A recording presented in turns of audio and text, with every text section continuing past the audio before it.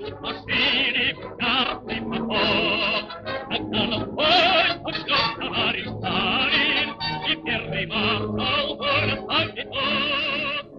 1917, the monarchy of the Russian Empire was deposed by revolution, creating the Union of Soviet Socialist Republics as the largest unified nation on Earth.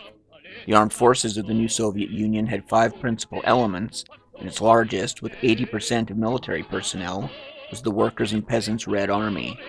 Throughout the 1930s, the Soviets experimented with tank forces both at home and in the Spanish Civil War.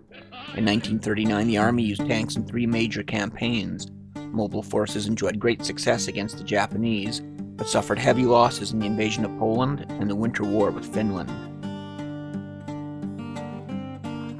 By 1941, the Red Army's tank forces were reorganized and expanded. When the Germans invaded in June, the Soviets could boast more armored fighting vehicles in service than every other country in the world combined.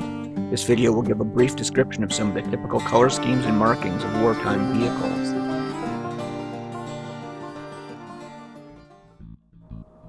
For the most part, Soviet armored vehicles in the Second World War were painted a shade officially known as Protective 4BO, a shade of green. At least 3 different factories produced the paint, which came in a thick paste form that had to be diluted with oil varnish containing gasoline or naphtha. Thus, the exact shade was highly variable and could range from green to olive brown. A number of sources compare Soviet Protective Green to American Federal Standard Color FS34257. After application, the paint darkened over time due to its chemical composition, becoming darker shades similar to FS34102 and later 24052. The Soviets experimented with a number of camouflage patterns before the war, using Protective Green as a base color underneath large irregular spots of contrasting colors. By 1939, the experiments led to suggested schemes assigned to 4 specific geographic areas. The colors were influenced by the topography in these regions. Group 1 included military regions in the west, northwest, and central Russia, as well as the Odessa military district. 3 color schemes were advised, using Protective Green, dark brown, and sand to blend with the rolling woodlands. Group 2 included Kiev, Kharkov, and Volga districts, and the recommended camouflage was a 2-color scheme of blue-green and yellow-brown, consistent with the steppes. Group 3 was the Central Asian military district, for which brown and light sand were recommended, appropriate for the arid countryside. Group 4, the Far East and Transbaikal military district, had a proposed camouflage scheme of green and one of several shades of brown, with black also suggested. Unfortunately, Soviet industry could only produce 3 of the desired shades. Protective Green was the most commonly used, with a similar shade known as Common Protective also produced. The second common color was dark brown, similar to FS30117. The third was sand, similar to FS23578, also known by a variety of translated names such as yellow-green, dark yellow, etc. As with Protective Green, these shades were variable, based on manufacturing differences, the ability of soldiers in the field to dilute and apply them, and the natural effects of sunlight, weather, and the passage of time.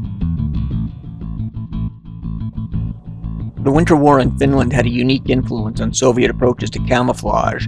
Since tank units suffered heavy losses attacking fortified positions, the Red Army focused training in the year before the German invasion on assault operations. Mechanized forces paid relatively little attention to defensive operations or camouflage, since they expected their tanks to be moving aggressively rather than being concealed in fortified locations. Paint shortages also hindered attempts at camouflage. When the Germans invaded in 1941, few Soviet tanks were painted anything other than the factory-applied coat of Protective Green. Instructions for new color schemes were distributed near the end of 1941 using the 3 shades of paint available.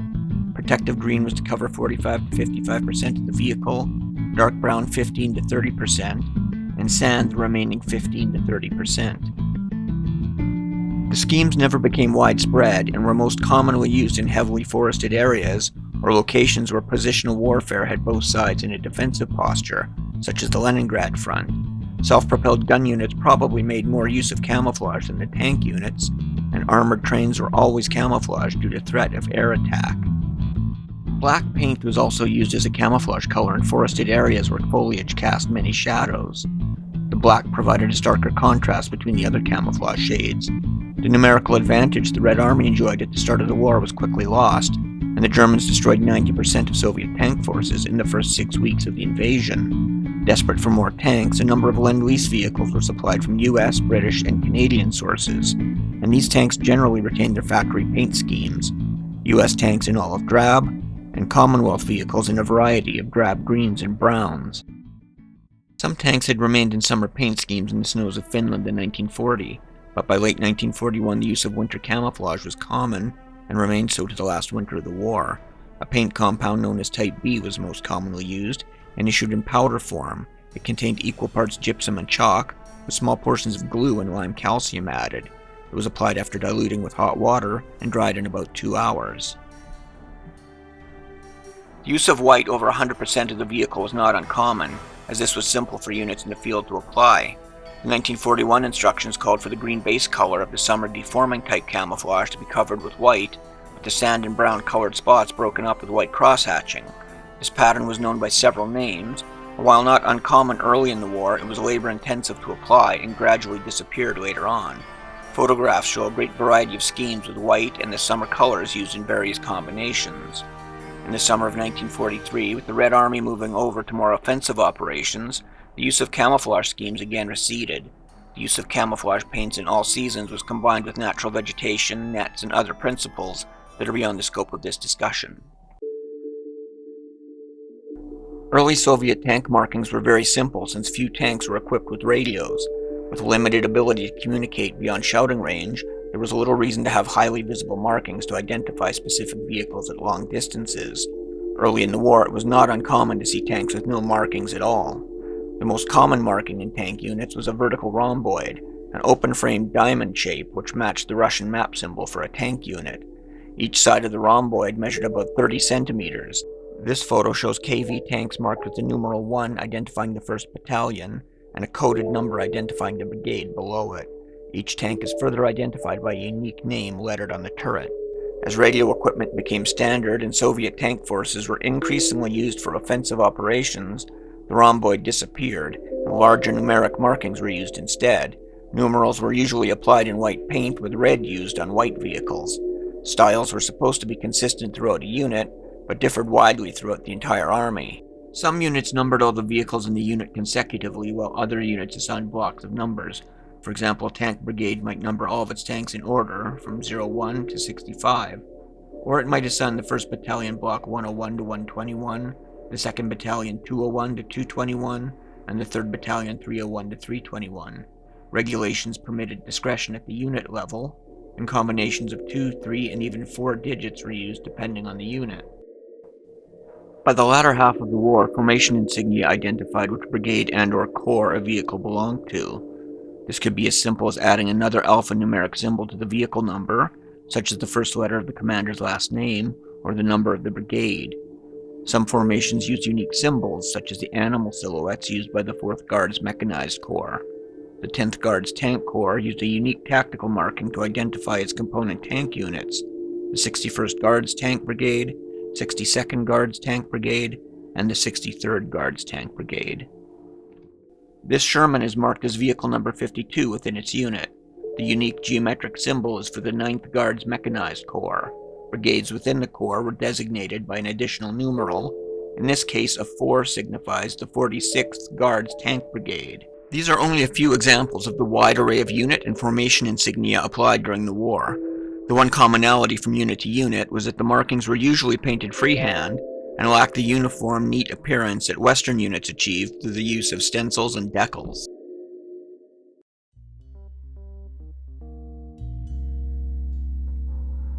A 5-pointed red star was the official national identification marking, sometimes appearing in other colors, but it was seldom used.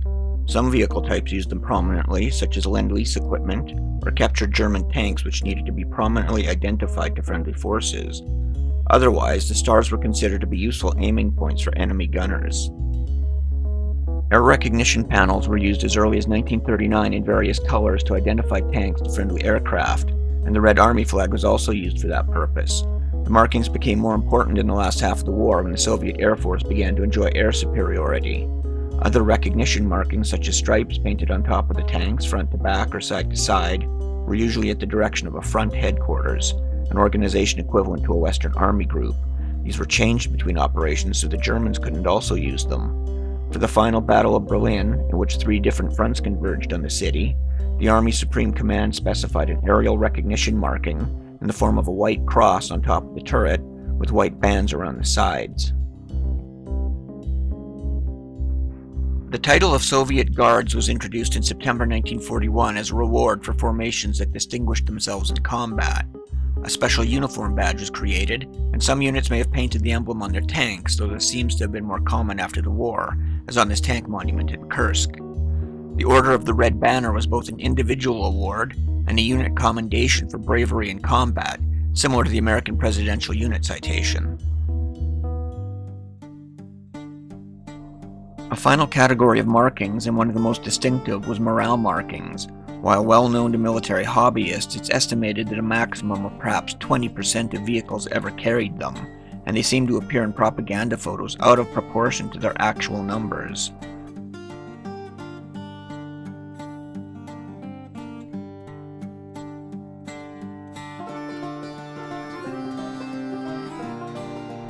Regulations permitted individual medium and heavy tanks to be named. Although these don't appear to have been as popular as patriotic slogans, individual tank names are also usually of a patriotic nature, often invoking the names of great Russian military figures from history, usually commanders who repelled foreign invaders from Russian soil.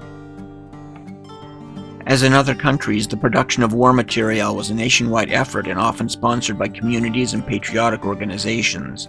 Tanks sponsored by Komsomolets, the Young Communist League, often bore markings with the name of the organization and the community from which the donations came.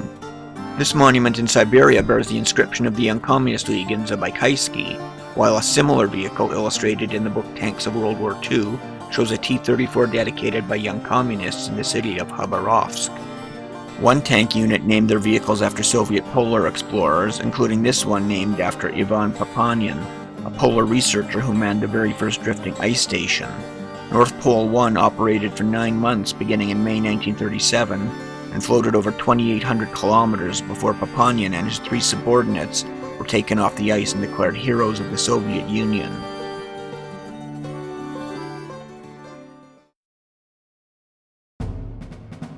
The Red Army recovered from the disastrous first weeks of the war, and by 1943, Lend-Lease and Soviet industry were putting tens of thousands of new tanks into the field each year. They went into action with an array of markings that were poorly documented and crudely applied.